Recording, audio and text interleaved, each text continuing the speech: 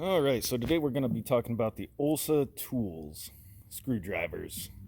Yes, I got this set quite a long time ago, well over a year now, and actually they've held up competitively decently.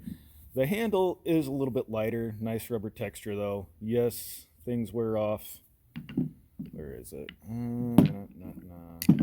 As you can see on the base here, does have kind of a over molding on those, but yeah, it will wear off over time, solvents, all that stuff. This one was one that I had used in comparison to show you guys some tip wear. So as you see, a little dab of chipping right there, and after this happened, it happened to this one as well, the snap-on. The same exact fastener did the same exact thing. It was a screw in a trailer holding a light in, as it did to the snap-on tip. I mean, literally back to back. That's exactly what happened.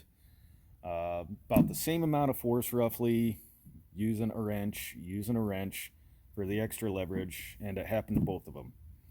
Now Olsa, you get a hold of them if like you break the tip on this. I did not break the tip. This is still usable, so is the snap-on, and they will send you a whole new screwdriver. Snap-on, you gotta wait till your guy comes around and then he replaces the tip. So you still get to keep your old handle.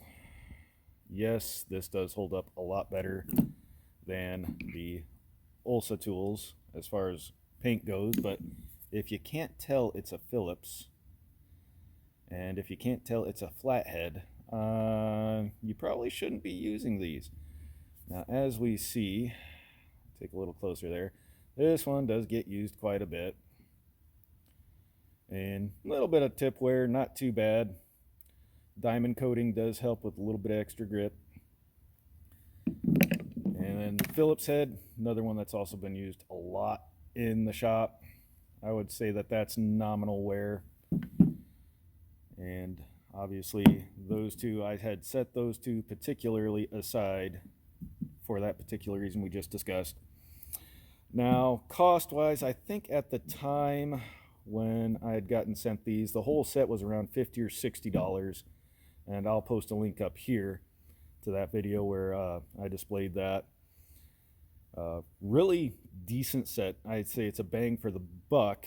If I had to put general quality overall, if I was going to compare it to something that I do have, I would say the Blue Point, and these are made by Baco in Spain, so it's not something made in China or Colombia or India or something like that. These are a fair decent quality. Handle weight is pretty comparable between these two. Your handle design's a little bit different, different type of over molding texture. These are, I would say, a little bit closer to the snap-on grip wise than these guys are. You don't have a spot for a wrench, but you can stick another screwdriver in these if you need the extra leverage. You might wind up breaking something either way on any one of these. I have broken snap-ons before. Haven't broken these yet. Been trying to take it a little bit, give them their fair shot. As seen with these two, I could have continued wrenching and I would have probably broke the tip on either of these two at the time. And instead, I wound up having to drill stuff out and retap anyways. And I have had these for quite some time as well. And I still get similar chip wear on the tip of the flatheads. Cost on the set, which is that set plus I think another smaller one with these two, I think it runs around $80 or $90, unless you get them on a deal or something like that off the truck or in a different kit or something. So $50, $60 for the whole set, plus we'll go over that in a second. It came with a magnetizer, which I do use, and it also came with the very awesome screwdriver holder that has worked phenomenally in bubblegum over here. So we'll go take a look at that real quick and get back to these. Now, the one thing that I will say that was one of the awesome things that came with the Olsa tools was their holder. I know it's a little bit of a mess right now and got the comparison things going on and everything stuffed in here. Q air compressor is that yes, this has been pertinent. The magnetic base on there, that's stuck in there pretty good now after being in there for quite some time. And overall, that was one of the big things that was really nice that came with the whole set. I mean, you couldn't have asked for a more complete set in reality than what you do get, especially as far as bang for the buck goes on these guys.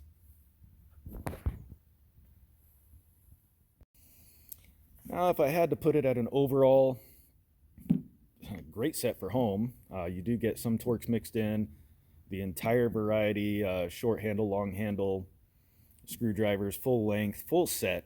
I mean, all the way up to, nice larger Phillips head there. Definitely a bang for the buck. Now, I've had the snap-ons for a very long time. I've had these Blue Points for a very long time. I've got a bunch more at home that I've had odds and ends of for very long times. If you were looking for something to add to the toolbox to get a really complete set, if you're building something or you're starting out, the $50 or $60 would be well spent here on the Olsas. Like I said, it depends on what type of deal you can get on these versus the basic 6-piece set from Snap-on that I think nowadays runs the better part of $180 or $200. I forget off the top of my head how much these really run. And of course, it might vary with whatever deal your local, that one's about wore out. Your local Snap-on guy will have. Sometimes they'll have trade-in deals, so you trade in 5 of your POS hazard fraud screwdrivers and they'll knock off like $40 off the set sometimes, give or take, and that depends on what main Snap-on has for their monthly deals, as well as your local truck driver, what he's willing to work with you on. So this can vary. These are pretty much price-wise set in stone based off of their website. I will put an updated price right here. Now, like I said, oh, the paint wears off. That'll happen. It doesn't matter.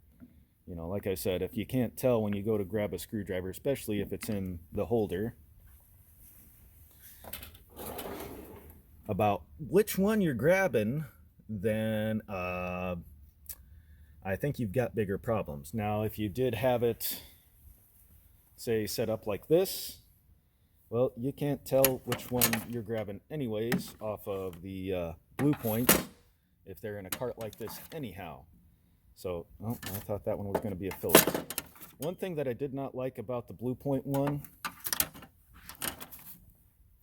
is that set, this is as big as a Phillips you get, just a regular 2. You get the PH3 and even bigger flathead with this set, because it's about as complete as you're going to get in a set, especially for the money.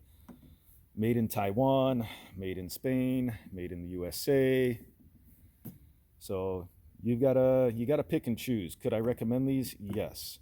Do I recommend them because they gave them to me? No. I've had other ones that I've been pretty honest about that I really don't care for, that have been given to me or I've had to do development on. This set right here, I'm pretty sure I'm still going to be using it, especially with variations in size. Might mix and match some things. These are probably still going to be in the work cart, or I might move stuff out, reorganize some things. I mean, hell, like this old Crescent. Yeah, that's an old Crescent made in the USA. Q air compressor. That I've had for an extremely long time, and I have not been nice to. I've even used it as a pry bar, but just to show you how that's held up over a decade and change. Very long time. If you got a really good old set that still works, by all means, keep using it. I would put these above the channel lock set that I have that I keep in my one tool bag in my truck. for sure. And that was like a Sam's find or a Costco find way back in the day on the ones that I keep in my tool bag. I'll have to see if I have a video, and if I do, I'll put my tool bag tour up here. If not, oh well. But there you have it. Your grip wise, I still love this. I love this very much. Grip wise, these are not bad. They're not too rough. They do come clean readily. I mean, yeah, nope, wrong one. Oh, that one fell down. Yeah, right there. So grips do clean off readily, easily. The rubber has not had any separation on any of these. Handle's holding up okay.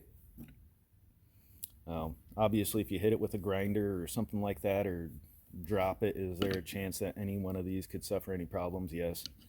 But I've got zero problems, any of the ones that I use regularly, as far as the handles are holding together how they should. And yeah, if you've got like a 1/4-inch wrench, I think that one's like the 530. No, I think that one's 1/4-inch. That one's obviously smaller. You're not going to need a wrench on that one. If you do, you probably got bigger problems. Just drill stuff out, chisel stuff away, whatever. These are not made, obviously, as pry chisels, but overall, fair set. It's bang for buck wise. I think these are actually going to be pretty hard to beat out there. What's you guys' experience with these? This is my experience from working on, crap like that over there, and the trucks as well for trim work and everything else, and trailer plugs and all that fun crap. Anyways, till next time, remember, shop safety is just as important as firearm safety. You screw something up, somebody could die.